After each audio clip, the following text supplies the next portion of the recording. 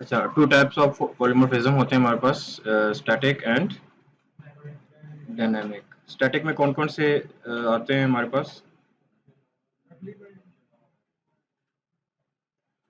Function overloading and function overriding. Function overloading में क्या होता है?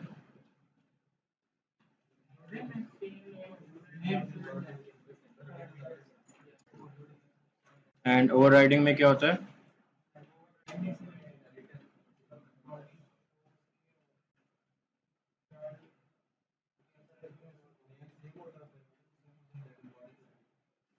और यहाँ पे हमें इनहेरिटेंस की जरूरत पड़ती है। Without inheritance you can not do function overriding. ठीक है। अच्छा, आज हम देखते हैं डायनामिक बाइंडिंग, जिसमें हम डायनामिक पॉलीमॉर्फिज्म, डायनामिक में ये होता है, जो आपके स्टैटिक पॉलीमॉर्फिज्म में ये होता है कि जब आप कोड कर रहे होते हो, कोड के वक्त आप पहले से स्टैटिकली आप अपने कोड के अंदर मेंशन कर देते हो। जैसे हमने ओवरराइडिंग है, ओवरलोडिंग है, ये अपने कोड के अंदर पहले से ही लिखा होता है, और डिपेंडिंग अपॉन द डाटा और यूजर की जो इनपुट के बेस के ऊपर जिस तरह का फंक्शन कॉल करते हैं वो खुद ब खुद आ जाता है। लेकिन हम इसमें क्या होता है कि आपने पहले से बाइंड किया होता है function before running the programme.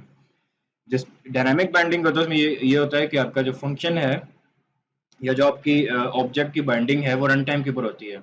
जब आपको प्रोग्राम चल पड़ेगा उसके बाद उसकी आप बाइंडिंग कर रहे हो फंक्शन वगैरह की, तो उसमें हम उसको कहते हैं डायनामिक पॉलीमॉर्फिज्म।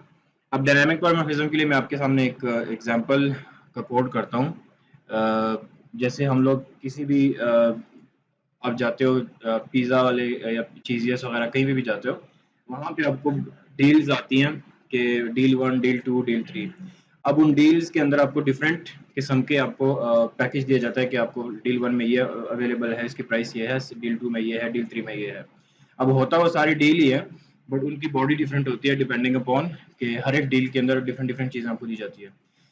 तो उस वाले सिनेरियो को उठा के मैं यहाँ पे आपके सामने कोड करता हूँ और आपको आइडिया हो जाएगा कि डायनामिक पॉलीमॉर्फिज्म हम कैसे करते हैं या डायनामिक बाइंडिंग कैसे करते हैं। तो उसके लिए मैं सबसे पहले एक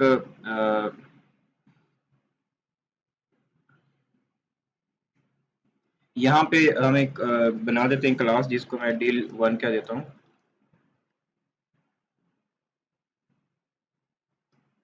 और एक और क्लास बना देते हैं जिसको मैं डील 2 कह देता हूँ। ठीक है, ये मैंने दो क्लासेस बनाई है, एक डील 1 के लिए और एक डील 2 के लिए। जो डायनामिक पॉलीमॉर्फिज्म होती है उसको आप जब क्लास डायग्राम के अंदर रिप्रेजेंट करते हो वो क्या होता है कि उसको आप इनहेरिटेंस से शो करते हो। अगर मैं अब इसकी एक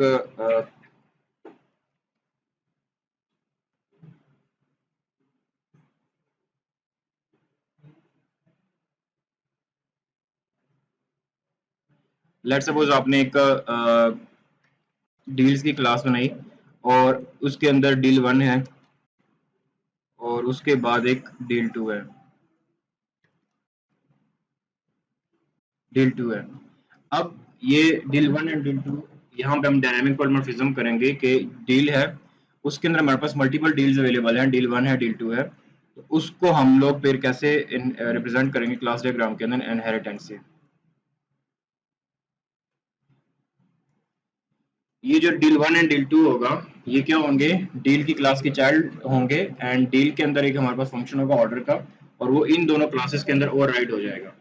अब स्टैटिकली हो जाएगा, बट जब हम इसको ऑब्जेक्ट बनाएंगे मेन के अंदर तब हम डायनामिकली डिसाइड करेंगे कि हमने डील 1 खरीदना है, डील 2 खरीदना है। ठीक है, इसमें आप लोगों को जो मैंने केस स्टडी दी थी उसके अंदर आपके पास पेमेंट्स का आ रहा था। अब यहाँ पे अगर आप उसको देखोगे तो पेमेंट का है और उसके बाद आपके पास आ जाएगा एक कैश का और उसके बाद आपके पास आ जाएगा क्रेडिट का।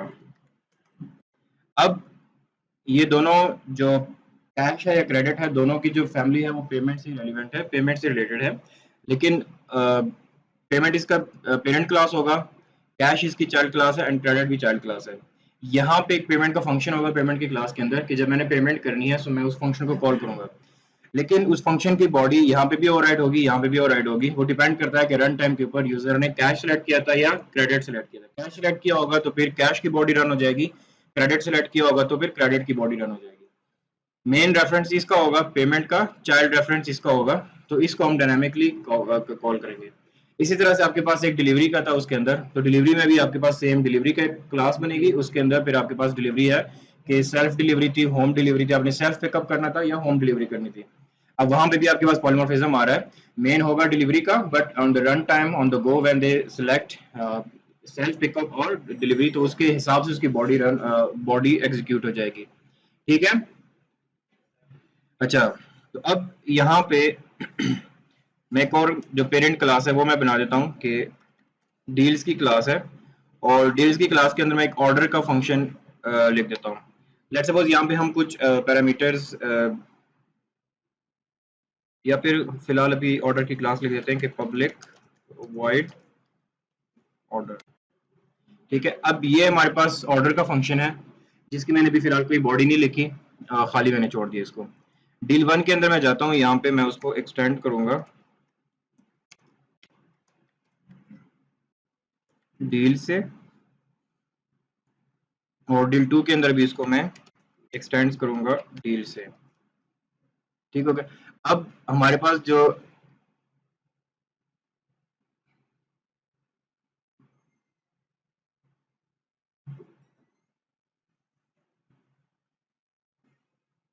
अब हमने पेरेंट क्लास बनाई डील की, एंड उसके अंदर एक ऑर्डर का फंक्शन लिखा, और फिर deal 1 and then deal 2।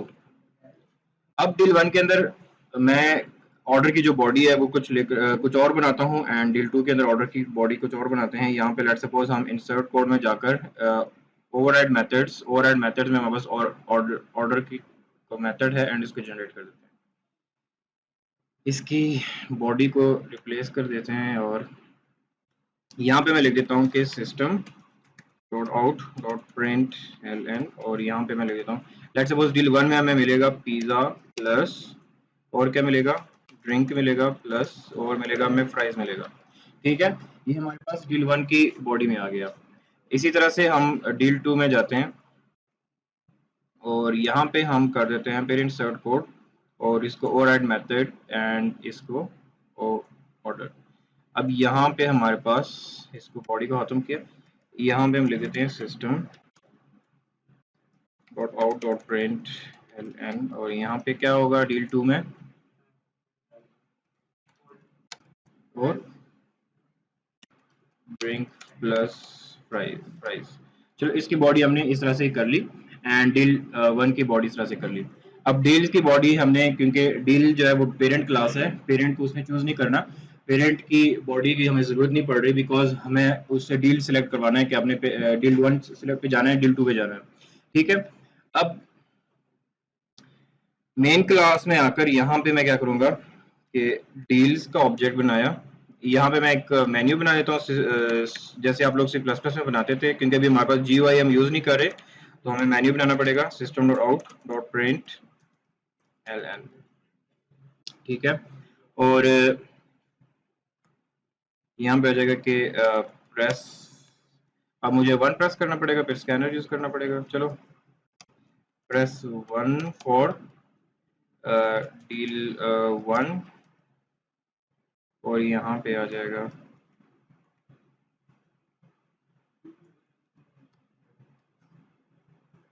Deal 2, और यहाँ पे प्रेस 2 हो जाएगा। अब यहाँ पे एंड हमारे पास आ जाएगी चॉइस, हमें एक scanner S is equal to new scanner system dot in.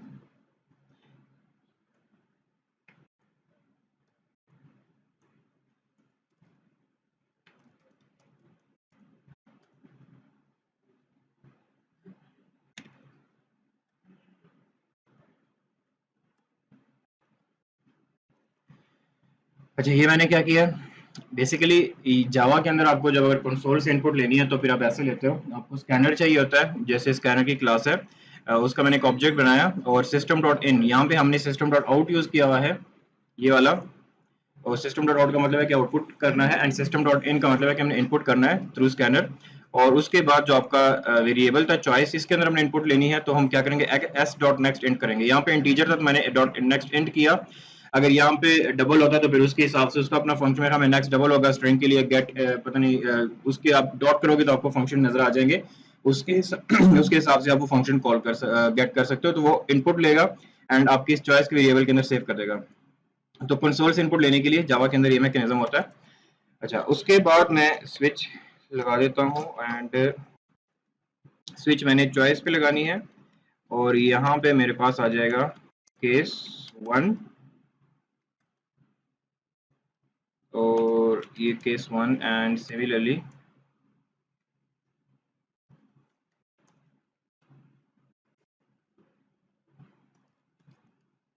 Break.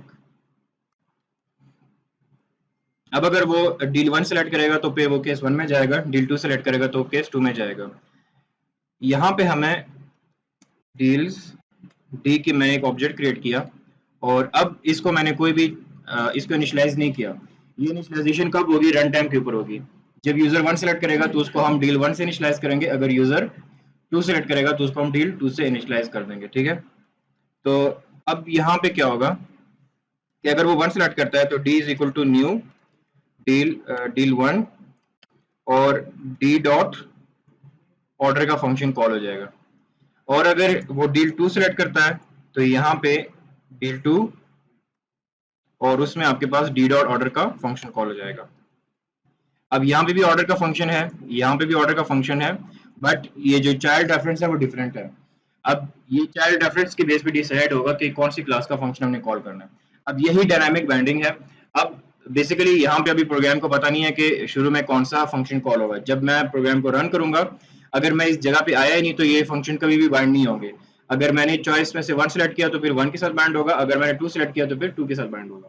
तो इस तरह से हम इसको करते हैं। इसको रन करते हैं, देखते हैं कोई एरर तो नहीं है। हाँ, क्या चीज स्कैनर का इनपुट लेने के लिए ना, अब देखो यहाँ पे मैंने +1 +2 करना है, तो अगर मैं स्कैनर यूज नहीं करूंगा मैं नहीं कर पाऊंगा ना इनपुट कंसोल से लेने के लिए। C++ पे आप लोग सी इन करते थे, यहाँ पे आपको स्कैनर यूज करना है for taking input from the console. यहाँ पे मैंने सिस्टम डॉट इन किया, जिसका मतलब है कि मुझे कीबोर्ड से इनपुट मिलेगी। यहाँ पे अगर आप, मेरे ख्याल में, मुझे एग्जैक्ट नहीं पता, मुझे भूल गया, मेरे ख्याल में अगर आप फाइल का बताओगे सिस्टम डॉट करके कुछ फाइल का होगा तो फिर वो आप फाइल इसे अगर इनपुट लेनी है तो वो हो जाएगा। वैसे यहाँ पे फाइल के लिए फिर हम बफर्स वगैरह भी यूज करते हैं। इनपुट पता नहीं वो भी मुझे जहन से निकल गया। अच्छा, मैं यहाँ पे डील 1 को प्रेस करता हूँ, मैंने 1 किया, एंटर किया, तो मुझे pizza plus drink plus fries आ रहे हैं। If I run it again and this time 2, तो burger plus drink plus fries. ठीक हो गया। ये डायनामिक बाइंडिंग इस तरह से होती है। अब अगर आप अपने सिनेरियो में जाके देखो जहां पे आपने पेमेंट करनी थी, आपने पेमेंट का ऑब्जेक्ट बनाया इज इक्वल टू क्रेडिट और कैश। जब वो यूजर से मांग रहा है कि मुझे आपने क्रेडिट पे करना है कैश पे करना है, अगर वो क्रेडिट चूज करेगा तो उसकी इम्प्लीमेंटेशन कुछ और होगी, वो आपने यहाँ पे चॉइस के अंदर डाल दी। और अगर वो कैश सेलेक्ट करता है तो उसकी इम्प्लीमेंटेशन कुछ और हो जाएगी। इस तरह से सिमिलरली फॉर डिलीवरी अगर वो कुछ और सेलेक्ट करता है एंड दैट इस तरह से होगा।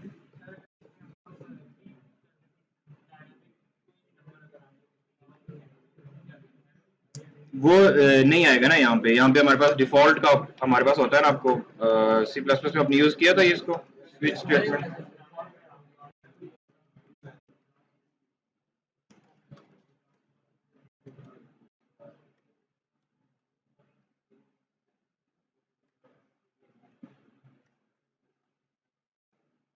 ठीक है, अब यहाँ पे अपने कुछ भी डिस्प्ले कर दो सिस्टम।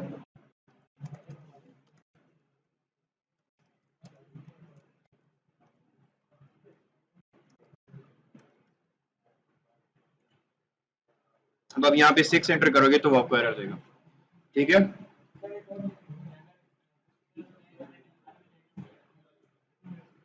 वो तो आप करवा सकते हो ना, वो आप डू व्हाइल लूप लगा लो और आप एक अरे बना लो, उसके अंदर आप करवा सकते हो। वो तो आपके इम्प्लीमेंटेशन पे है ना कि जितनी दफा आप, यहाँ पे मैंने एक दफा सिलेक्ट करवाया था, आप मल्टीपल टाइम भी do want to continue again आप दोबारा से उसे करवा सकते हो। वो मल्टीपल चीजें भी ऐड टू कार्ट में आप यानी उसका एक क्लास बना के डील्स की या कुछ भी करके एक अरे बना के वो जितनी चीजें परचेज कर रहा है आप उसके अंदर उसको स्टैक करते जाओ। वो तो इतना मसला नहीं है। जो मैं आपको बताने का पॉइंट था वो ये था कि डायनामिकली आप कैसे इनको बाइंड कर सकते हो। अच्छा, अब यहाँ पे हमारे पास जो इश्यू है वो ये है कि अगर मैंने, अब जैसे कि आप देखोगे कि डील की जो क्लास है उसके अंदर ऑर्डर की बॉडी, जो ऑर्डर की बॉडी है वो एम्प्टी है। एंड अगर ये एम्प्टी है तो अब यहाँ पे ये है कि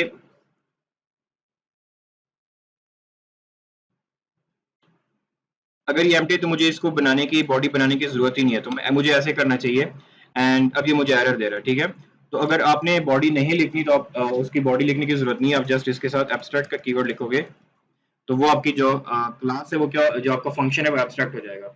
जो एब्स्ट्रैक्ट फंक्शन है उसकी बॉडी आप उसके पेरेंट क्लास के अंदर नहीं लिख सकते, उसकी बॉडी फिर आपने लाजमी कर दिया डिफरेंट डेवलपर्स के ऊपर या कि आपने इसकी बॉडी को चाइल्ड क्लास के अंदर इम्प्लीमेंट करना है। जब आप एब्स्ट्रैक्ट का कीवर्ड कब लगाते हो, किसके साथ लगाते हो, फंक्शन के साथ, तो वो फिर मैंडेटरी हो जाता है फॉर दैट फंक्शन कि उसकी body implemented must be implemented in the child class. अब अगर मैं इसको यहाँ से मैं हटा देता हूँ तो वो आपको एरर देना यानी अभी एरर नहीं देगा बिकॉज अभी मैंडेटरी नहीं है इस क्लास के ऊपर कि वो उसकी बॉडी को इम्प्लीमेंट कर दे। लेकिन अगर आपने उस फंक्शन को यूज करना है तो आपके ऊपर मस्ट हो जाएगा कि उसको आपने इम्प्लीमेंट करना है लाजमी।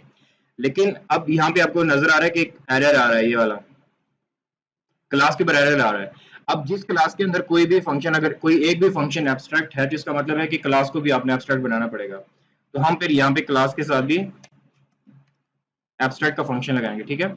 अब एब्स्ट्रैक्ट क्लास का मतलब ये होता है कि अब ना इस क्लास का हम ऑब्जेक्ट भी नहीं बना सकते और ये क्लास खाली इनहेरिट हो सकती है चाइल्ड क्लासेस के अंदर, एंड उसकी जो एब्स्ट्रैक्ट फंक्शंस है उसकी बॉडी को हमें लाजमी इंप्लीमेंट कराना पड़ेगा चाइल्ड क्लास के अंदर। तो अगर मैं यहाँ पे लिखूं is equal to new deals तो ये मुझे एरर देगा कि आप इस क्लास का ऑब्जेक्ट नहीं बना सकते, और बनना भी नहीं चाहिए बिकॉज हमने उसके अंदर कुछ भी नहीं लिखा हुआ, उसकी बॉडी खाली है, उसके अंदर जो फंक्शन है वो ऑर्डर वो क्या है, एम्प्टी है, जस्ट सिग्नेचर है, उसकी इंप्लीमेंटेशन चाइल्ड क्लास के अंदर होगी।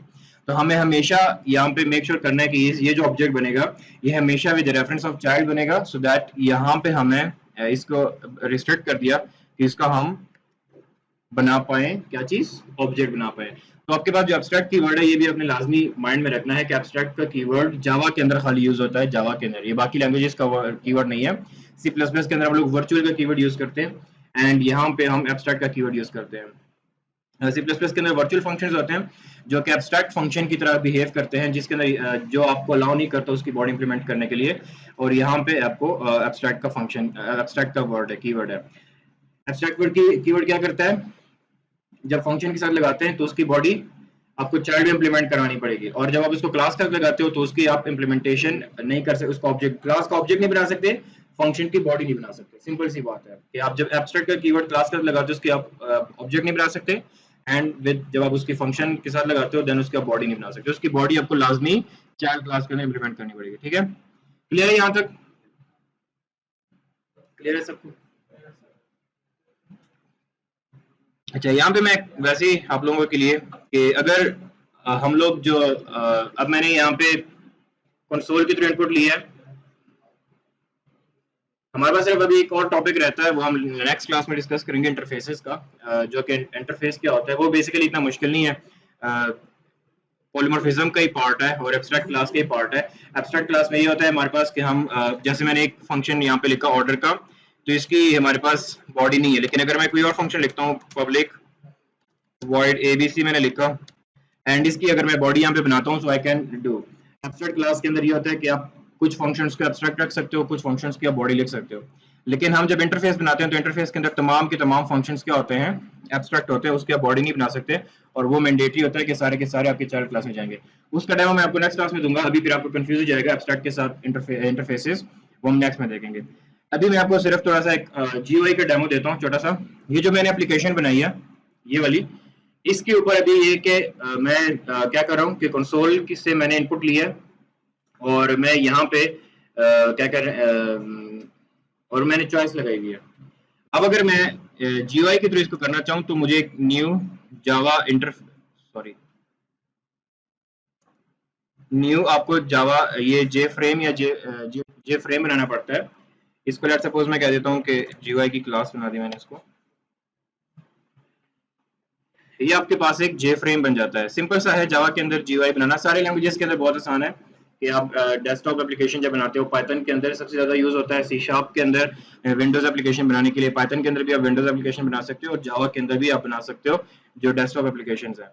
अब अगर आप इसको रन करते हो, यहाँ से रन नहीं होगा, अब यहाँ पे चेंज हो गया, जब आप इधर जाते हो तो आपको सिर्फ हिस्ट्री एंड सोर्स कोड नजर आता है, यहाँ पे आप जाते हो तो आपको हिस्ट्री, डिजाइन एंड सोर्स नजर आता है।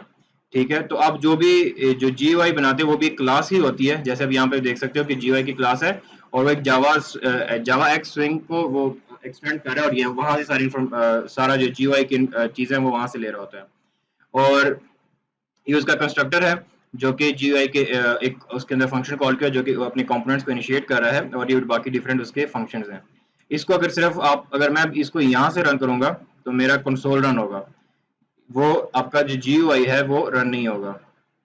इसको रन करने के लिए आपको जो आपकी जो GUI की जो क्लास है वहाँ की जो सोर्स जहाँ पे सोर्स पे जाके क्लिक करके किसी भी एम्प्टी जगह पे क्लिक करके रन फाइल करोगे तो आपके पास ये रन हो जाएगा इस तरह से। ठीक है, इसके ये आपका सिर्फ एक खाली फ्रेम है। यहाँ पे आप लोग फिर बटन ऐड कर सकते हो, यहाँ पे आप डिफरेंट टेक्स्ट फील्ड ऐड कर सकते हो, बटन के ऊपर क्लिक करके डिफरेंट इवेंट लिस्टनर्स वो आगे जाके आप इसमें सारी चीजें ऐड कर सकते हो।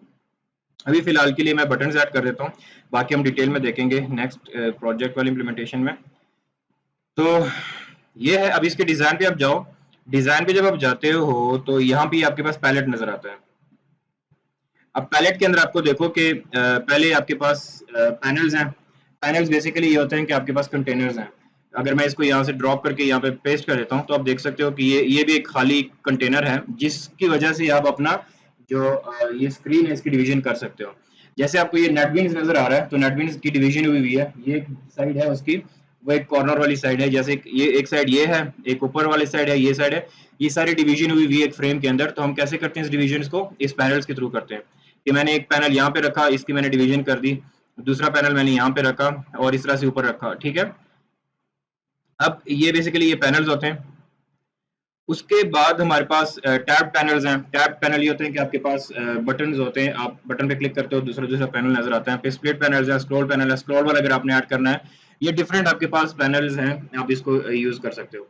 देन अगर आपने टेक्स्ट को ऐड करना है, if you want to just आपने टेक्स्ट ऐड करना है तो आप यहाँ से इसको स्क्रॉल करते हो और यहाँ पे अगर आपने कोई भी टेक्स्ट ऐड करना है तो आपका ये टेक्स्ट ऐड हो जाता है। आपने कोई लेबल्स वगैरह ऐड करने हैं तो वो इससे ऐड हो जाते हैं। फिर बटन आपको यहाँ पे आ रहा है, टॉगल बटन है, चेक बॉक्स है, रेडियो बटन है, रेडियो ग्रुप है, combo box. Combo box basically drop down होता है, जब आप उस पर क्लिक करते हो तो आपको ड्रॉप डाउन वैल्यूज नजर आती हैं। लिस्ट है, टेक्स्ट फील्ड है, टेक्स्ट फील्ड यहाँ पे आपने ऐड किया और इसके अंदर आपने, अगर मैं इसको अभी रन करके दिखाऊं तो आपको इनपुट फील्ड आपको नजर आ जाएगी जिसके अंदर आप टाइप कर सकते हो। ठीक है, तो आपको एक इनपुट फील्ड नजर आती है जिसके थ्रू आप यहाँ पे सर्चिंग के लिए यूज कर सकते हो, इनपुट के लिए यूज कर सकते हो। आपने फॉर्म बनाया हुआ है, लेट्स सपोज आपने फर्स्ट नेम लास्ट नेम और कंट्री वगैरह लेना है तो यहाँ पे आप टाइप करवा के सेव करोगे तो इसके थ्रू आप डाटा इनपुट ले सकते हो यूजर से। तो ये आपके टेक्स्ट फील्ड्स हैं। इसी तरह से आपके पास पासवर्ड फील्ड है, फॉर्मेटेड है, प्रोग्रेस बार है, स्पिनर है और डिफरेंट बहुत ज्यादा इसके अंदर है। फिर उसके बाद आपके पास मेन्यूज आ जाती हैं। जैसे भी ये बताता हूँ, ये जो अब ये जैसे मेन्यू है, आपने देखा होगा डिफरेंट, जैसे यहाँ पे आपको नजर आ रहा है फाइल एडिट वगैरह, तो आप अपना भी यहाँ पे बना सकते हो, फाइल एडिट वगैरह की तरह मेन्यू भी बना सकते हो। तो ये आपके पास मेन्यूज हैं। स्पिनर बेसिकली ये होता है ना, आपने डिफरेंट वेबसाइट्स पे देखा होता है जिसके ऊपर आप एरो लगे होते हैं, आप इसके ऊपर क्लिक करते हो तो प्लस माइनस होके जीरो की वैल्यू चेंज हो रही है, तो वो एक इनपुट होता है ना उसको लेने के लिए। तो ये डिफरेंट, इसके अंदर आपके पास सारे जो पैलेट के अंदर चीजें हैं वो यहाँ पे अवेलेबल है। एंड हर एक आइटम को जब आप ऐड कर देते हो, आप लोग क्यों बातें कर रहे हो? हर एक आइटम को जब आप ऐड करते हो तो उस आइटम की आप लोग प्रॉपर्टीज वगैरह भी चेंज कर सकते हो। लेट्स सपोज अगर मैं ये बटन ऐड करता हूँ तो इस बटन के अगेंस्ट आपको यहाँ पे नीचे प्रॉपर्टीज नजर आ रही है। यहाँ से भी आप जाके इसके क्लिक करके आप प्रॉपर्टीज को ओपन करवा सकते हो यहाँ से भी। अब इसके अंदर आप देख सकते हो कि इसका फोरग्राउंड कलर है। फोरग्राउंड कलर बेसिकली जो टेक्स्ट का कलर होता है वो आता है, यानी अगर मैं इसको आप यहाँ से जाके क्लिक करोगे तो आप इसका कलर रेड करवा ये मैंने किया तो आप देख सकते हो वो बटन के ऊपर का कलर चेंज हो गया। इस तरह से आप इसके फॉन्ट को फॉन्ट का साइज बढ़ा सकते हो, उसको बोल्ड कर सकते हो, फॉन्ट का कोई भी आप उसको अंदर सेटिंग कर सकते हो। उसके अलावा background colour of the button, background colour of the button आप चेंज करना चाहते हो so you can do this. इस तरह से यहाँ पे आपको नजर नहीं आएगा but when you run the program आपको पता वो फिर आपका बैकग्राउंड कलर चेंज आएगा। इसके अलावा इसके अंदर उसके ऊपर का जो टेक्स्ट है जो बटन के ऊपर लिखा हुआ है वो आप चेंज कर सकते हो, जैसे मैंने सेव कर दिया। उसके अलावा आपने जाकर इसके अंदर बहुत सारी वेरिएबल्स हैं, बहुत सारे फंक्शंस हैं जो कि आप यूज कर सकते हो। कुछ फंक्शंस आपके एक्शन से हैं, जैसे कि बाइंडिंग पे आप जाओगे तो ये है, ये सारे फंक्शंस है कि, लेकिन हमें इतनी ज्यादा फंक्शन या आपको इतनी ज्यादा उस चीज की जरूरत नहीं पड़ेगी। अब जैसे ये एक्शन परफॉर्म, एंसेस्टर मूव्ड और ये सारे इसकी ज़रूरत ही नहीं है। ये आप सारे एक्सप्लोर कर सकते हो, लेकिन आप सारे कभी यूज़ नहीं करोगे। ठीक है। अच्छा, अब अगर मैं इस फंक्शन के ऊपर क्लिक करूंगा, तो उस फंक्शन के ऊपर जब मैं क्लिक करता हूं तो मेरे पास क्या कैसे वो आएगा, यानी कैसे आप इवेंट लिस्टनर को ऐड कर सकते हैं। बेसिकली जो यूनिवर्सिटीज के अंदर होता है वो जो बाकी हमारी यूनिवर्सिटी के अंदर जो बाकी कोर्सेज है उसके अंदर वो टीचर्स प्रेफर करते हैं, वो पढ़ाते हैं कोड के थ्रू। कि जैसे अगर मैंने ये बटन ऐड किया, तो अगर आप सोर्स के अंदर जाओगे इसका, तो यहाँ पे इसका नीचे कोड लिखा हुआ है, ये बटन ऐड करने का। और उस बटन के अगेंस्ट फिर आपको उसकी ओरिएंटेशन सेट करनी पड़ती है कि आपने बटन को कहाँ पे रखना है, उसकी पोजीशन सेट करना। तो वो कोड के थ्रू मैनुअली टाइप करवा के करते हैं, बट मेरी अप्रोच उस तरह नहीं है। मैं चाहता हूँ कि आपको टाइम, अब एक पैलेट बना हुआ है, सारी चीज बनी हुई है, कभी भी किसी सॉफ्टवेयर उसमें जाके वो आपको ये नहीं कहेंगे कि आप उसको कोड किसी के साथ सारा बनाओ। आपने अपना टाइम सेव करना है और आपको सिर्फ पता होना चाहिए कि कैसे ऐड होता है और उसके हम कैसे चीजें सेट कर सकते हैं। तो इजी वे है। अब यहाँ पे अगर आप जाओगे, यहाँ पे अगर आप एडिट टेक्स्ट करोगे, जब भी आप कोई भी बटन बनाते हो, कोई भी चीज बनाते हो, बेसिकली एक आपके पास जैसे हम एंड फ्लोट डबल वगैरह बनाते हैं, क्लास के अंदर वेरिएबल्स बनाते हैं, ये जो बटन वगैरह है या टेक्स्ट फील्ड्स है, ये भी बेसिकली वेरिएबल्स ही है। तो इसके भी एक नाम होते हैं, जैसे कि अगर मैं इसको यहाँ पे देखो चेंज वेरिएबल नेम, तो आप इस पे क्लिक करोगे, इसका जो डिफॉल्ट नाम है वो जे बटन 1 है। अगर आपने इस बटन पे क्लिक करना है या इस बटन से कोई इन्फॉर्मेशन लेनी है या इस बटन को एक्सेस करना है, तो आप इस वेरिएबल के थ्रू जे बटन 1 के नाम से एक्सेस करोगे। आप इसको चेंज भी कर सकते हो। लेट्स सपोज मैं इसको सेव कर देता हूँ, तो इस बटन का वेरिएबल का नाम सेव हो गया अभी। यानी इसका हम वेरिएबल का नाम से, अब जब भी मैं इसको एक्सेस करूंगा तो मुझे जे बटन यानी सेव के नाम से वो मुझे मिलेगा, और मैं उसके ऊपर एक्शन परफॉर्म कर सकता हूँ और इससे मैं कोई भी इंफॉर्मेशन गेट या सेव करवा सकता हूँ। उसके अलावा आप इसके साथ ये सारे फंक्शंस हैं बटन के ऊपर कि एक्शन परफॉर्म पे आप जब जाओगे, तो ये बेसिकली उसके साथ जैसे आप उस पर क्लिक करोगे, यहाँ से भी कर सकते हो, या फिर आप उसके ऊपर डबल क्लिक करोगे ऐसे, तब भी वो ये एक्शन परफॉर्म का आ जाएगा, खुद ब खुद आ जाएगा। और यहाँ पे जो कोड आप लिखोगे, तो जब वो बटन प्रेस होगा तो ये वाला कोड रन हो जाएगा। लेट्स सपोज यहाँ पे मैं लिख देता हूँ सिस्टम डॉट आउट,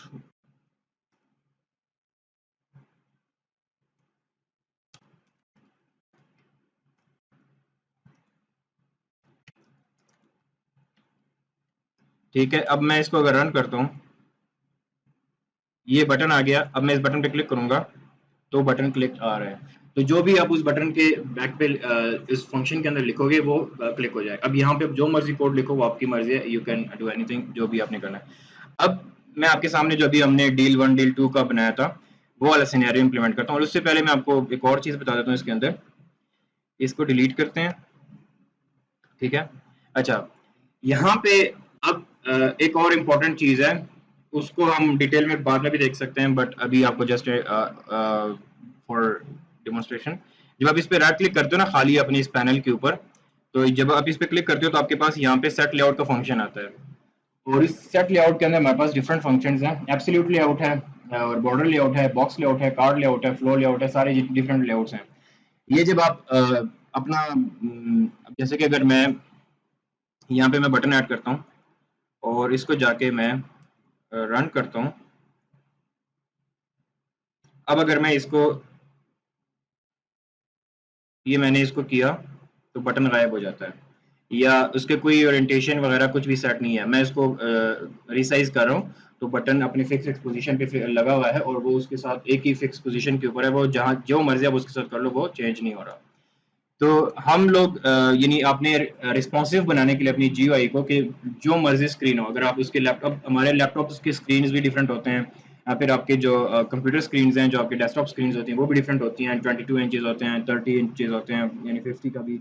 तो वो आप डिपेंड करता है, अब आपकी जो एप्लीकेशन है वो depending upon the screen size उसको खुद रिस्पॉन्सिव होना चाहिए। उसके लिए हमारे पास क्या होता है, यहाँ पे के लेआउट्स हैं, डिफरेंट लेआउट्स हैं। इन तमाम लेआउट्स को मैं डिस्कस करूंगा डिटेल के अंदर बाद में, बट आपको आइडिया होना चाहिए कि ये हमारे पास डिफरेंट लेआउट्स हैं। बॉक्स लेआउट है, कार्ड लेआउट है, ये सारे हम आराम से देखेंगे नेक्स्ट वाली क्लास में कि ये कैसे हम इम्प्लीमेंट करते हैं। अच्छा, अभी जो हमारा सिनेरियो है वो ये है कि इसको मैं बंद कर देता हूँ। यहाँ पे एक बटन ऐड करते हैं। मैं अभी इनपुट नहीं लूंगा, मैं जस्ट यहाँ पे बटन लेता हूँ और यहाँ पे एक लेबल ऐड कर देता हूँ। इसको मैं कह देता हूँ कि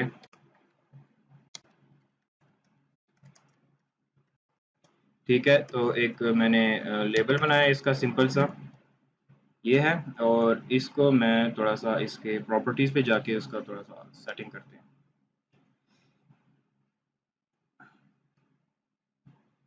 इसको 36 और ये एंड इसका थोड़ा सा font, ठीक है।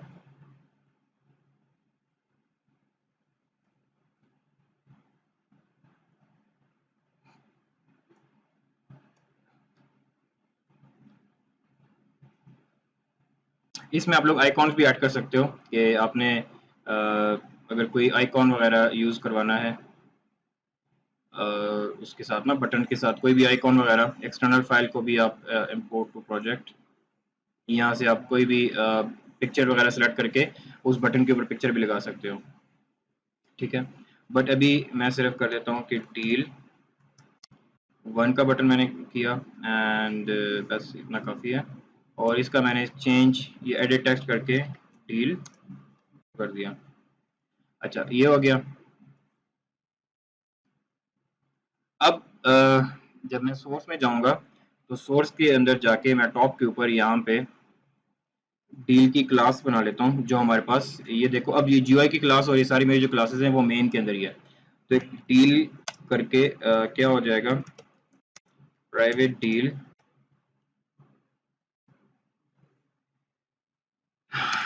डे।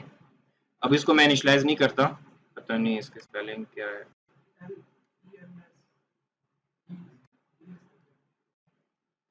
ठीक है ये मैंने कर दिया। अब अगर यहाँ पे जाकर डील 1 में क्या होगा,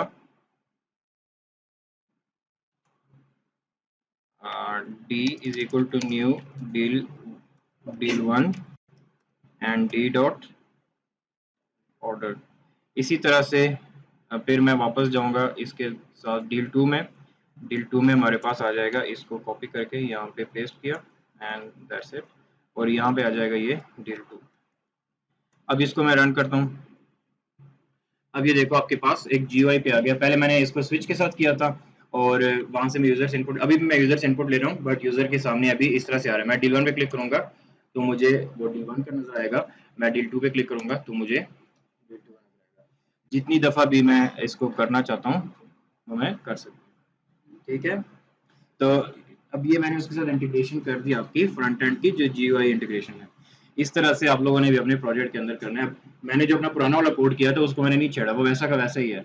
मैंने सिर्फ एक नई क्लास बनाई है जीयूआई की और इस क्लास के साथ मैंने उसको बाइंड कर दिया। तो आपने जब भी अपना प्रोजेक्ट बनाते हो आपका इस तरह से होना चाहिए कि आपका जो बैक एंड है वो कम्प्लीटली सेपरेटेड हो और आपका जो फ्रंट एंड है वो कम्प्लीटली सेपरेट हो, so that you can merge them again. आपका जो बैक एंड है वो सेपरेट रन हो रहा हो, जैसे अभी अगर मैं उसको कंसोल से अगर मैं यहाँ से डायरेक्ट इसको रन करना चाहूँ तो वो यहाँ से भी रन हो जाएगा। और अगर मैं यहाँ से रन करना चाहूँ तो वो यहाँ से भी रन हो जाएगा। और अगर आप चाहते हो कि आपकी जो कोड है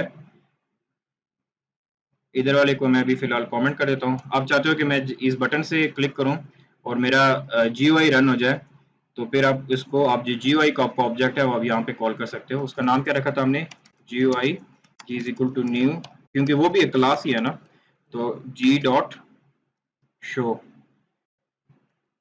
इसको अगर आप रन करोगे तो अभी वहां से आपने रन किया तो वो चल पड़ेगा आपके वहाँ मेन से भी, ठीक है। और अगर आप इसको यहाँ से जाके डिबग करके रन करके बिल्ड प्रोजेक्ट करते हो,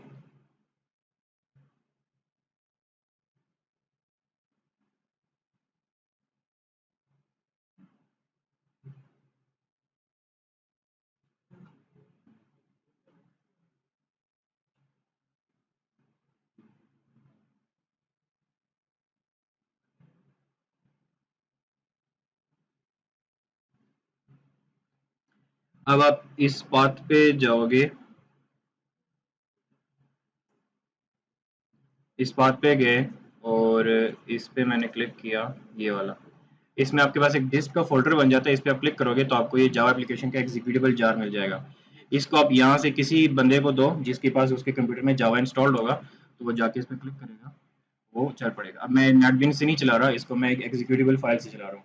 तो आप इसको किसी भी यूजर को दोगे जिसके पास जावा इंस्टॉल्ड होगा कंप्यूटर के अंदर, वो चल पड़ेगा इसके पास।